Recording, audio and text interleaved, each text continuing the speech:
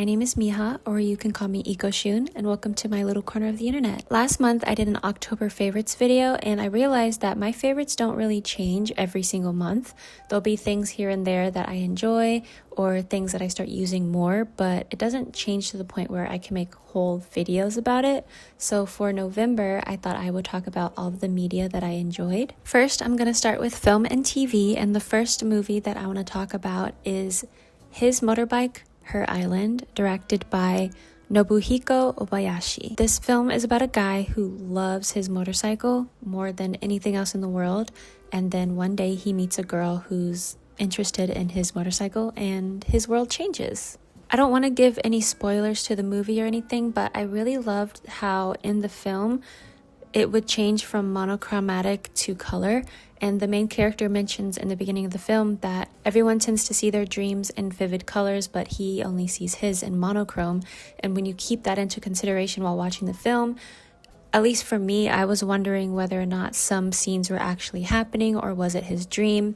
Maybe his reality seemed so nice that it became a dream, and I really liked thinking of these themes while watching the movie. Just know that this film is very beautiful, and I have to thank Faye, who is my Letterboxd bestie, for recommending this film to me. She also put me onto this next film, Chizuko's Little Sister, which is also directed by Nobuhiko Obayashi. This film is about a girl who's living her day-to-day life dealing with the aftermath of her sister's passing, and it's really interesting to see that everyone all around her is constantly comparing her to her older sister. Why can't you be more like Chizuko? Oh, you look like Chizuko today, and so on and so forth. But after a traumatic event happens in the film to the little sister, she starts seeing her sister again. And it's incredibly heartfelt, but also pretty sad to see how everyone's dealing with their grief differently. But it's not a sad movie. Even though it has those elements of grief, it's still very warm and funny at times and really cute, and overall just a lovely film. The next movie is Frankenstein by Guillermo del Toro. I wrote a review on Frankenstein on my Letterboxd, just basically admiring Guillermo del Toro and how he approaches his art. And I remember watching the original Frankenstein from, I think, 1932, and just being completely disappointed with the fact that it deviated so much from the novel.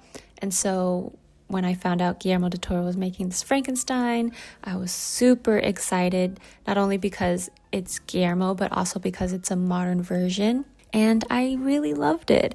The only things that I didn't like was that, no spoilers, they didn't really dive too deep into Victor and the creature's relationship as much as I wanted it to. But besides that, I really loved the film. My heart is full of Frankenstein, and it's really interesting to see that I love it so much, and I'm really curious and excited to read other classics to see what other ones that I'll end up falling in love with as well. The next movie I watched is Sorry Baby, directed by Ava Victor. This movie came out back in June or July, back when I had AMC A-List, and it became my whole personality to go see every single movie I possibly can. But for some reason, this movie in particular, none of the theaters for AMC in particular were showing Sorry Baby, and when they were showing it at one specific time for like 3 days, and at that specific time I couldn't go, so I was stuck and I wasn't able to see it until recently. But the movie is really good, and so I think it was worth the wait.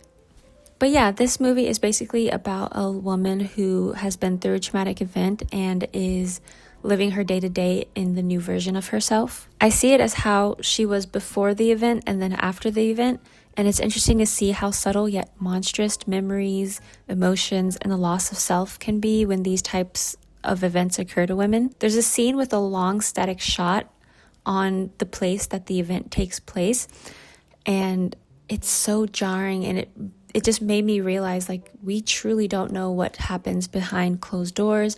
We truly don't know what's going on in everybody's day-to-day lives. Like, we can make assumptions and fill in the blank, especially when you learn more about a person or some details that haven't been shared with you. You can be like, oh, they're probably this way because of that. Like, you're assuming because you don't know.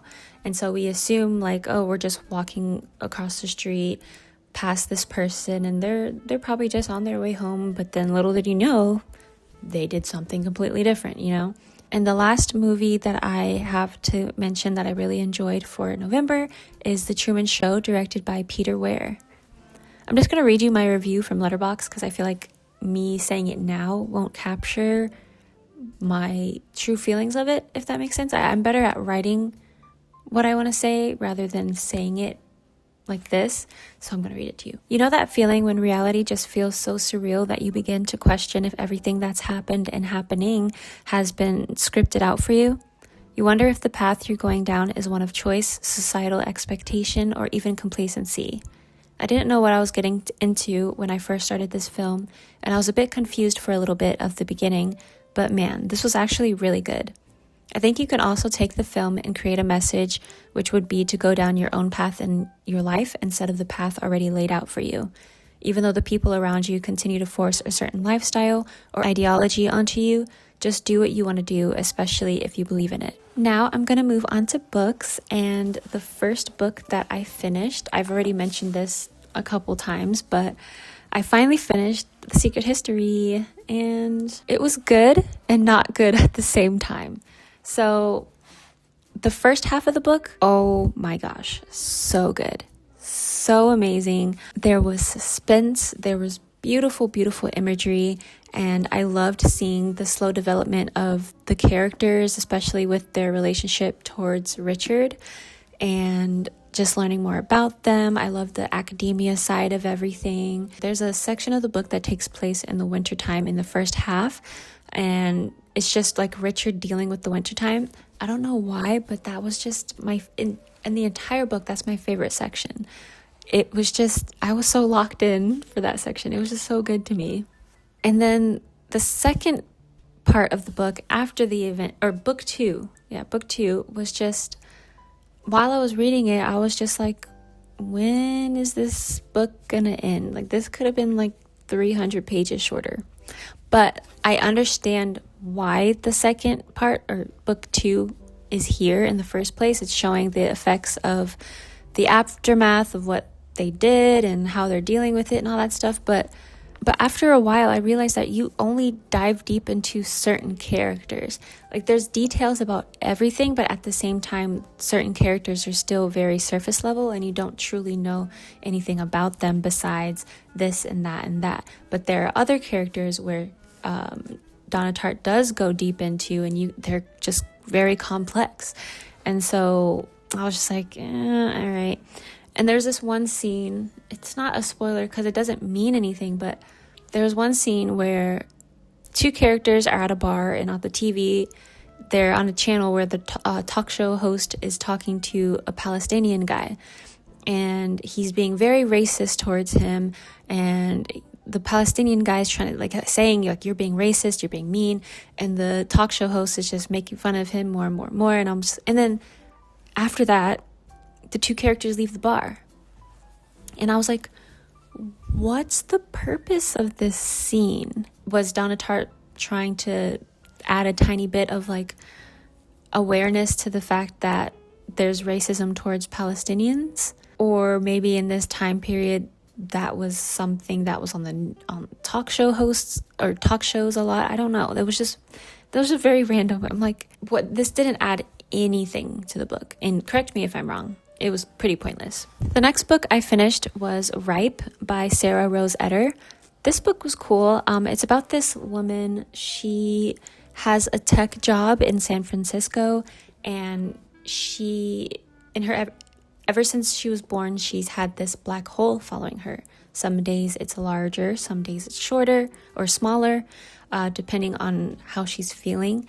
And this book is really cool because it takes place, I think, right before COVID happens. So it's a pretty modern book. It tackles a lot of interesting things that I feel like every one of us can relate to, whether it be bosses that are very two-faced. They'll be like, oh my gosh, I like your hair. By the way, your assignment was trash and you need to fix it or you're fired.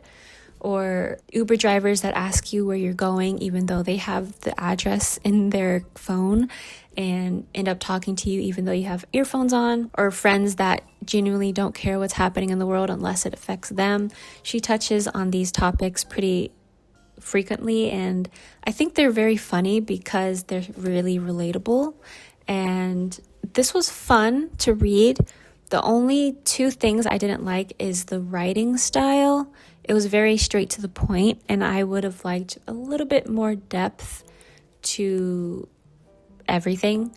And the fact that the black hole is a metaphor, and it's pretty obvious what that metaphor is for, but it's pretty repetitive. Like, she constantly talks about the black hole, constantly. And it's something that the character is interested in, black holes, because she sees the black hole that's following her. After a while, it's like, okay, we understand the metaphor. We do. But yeah, it was a cool book though. The next book I read is Annie John by Jamaica Kincaid. This was so good, you guys. At first, I didn't know if I was enjoying the writing style, but then after probably like 10 pages, I was like, wait, this is actually really good. This book is about a girl growing up in Antigua, and it's showing her thoughts and memories and perspective from when she's like adolescent age all the way to after she's graduated high school. And it's a very short read. It's really interesting to see the perspective of a little girl and how she sees things, like the innocence of a child's perspective onto how slowly that changes and kind of disintegrates as she gets older and deals with mental health issues, dealing with the relationship with her parents and her friends. I could be reaching, but I think there's heavy queer undertones in this book too, which made it even better. Because like, my family's Caribbean, and I've never really read a book about a Caribbean, but it still felt like it was close to home to me for some reason. It was just cool to read about a Caribbean girl who's potentially queer. I haven't been listening to any new albums recently since I was mainly focused on reading books. But some of the songs I've been listening to a lot recently are Rockman by McGee, Adago by The Cavemen, Cheap Hotel by FKA Twigs, and Come Through by Until Japan.